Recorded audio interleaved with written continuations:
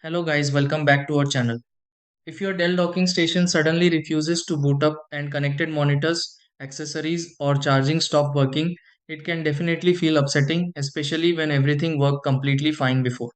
Sometimes the Dell docking station shows no power at all, while other times connected devices stay inactive even though cables seem properly attached. A problem like this can happen because of power interruptions, loose connections, startup glitches, or settings that simply need a quick refresh. Before assuming something major completely stopped working, there are a few simple things worth checking because many Dell docking station startup issues can improve after quick adjustments. In this video, let's go through several easy steps to help fix a Dell docking station not booting up. Try these. Step 1. Check the power cable connected to the Dell docking station if it suddenly stops turning on. Step 2. Disconnect the Dell docking station from the Dell computer briefly before reconnecting everything. Step 3. Inspect ports on the Dell docking station for loose or incomplete connections. Step 4.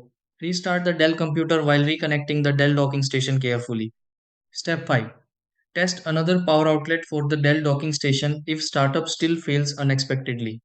Step 6. Recheck the Dell docking station and confirm connected devices begin working normally.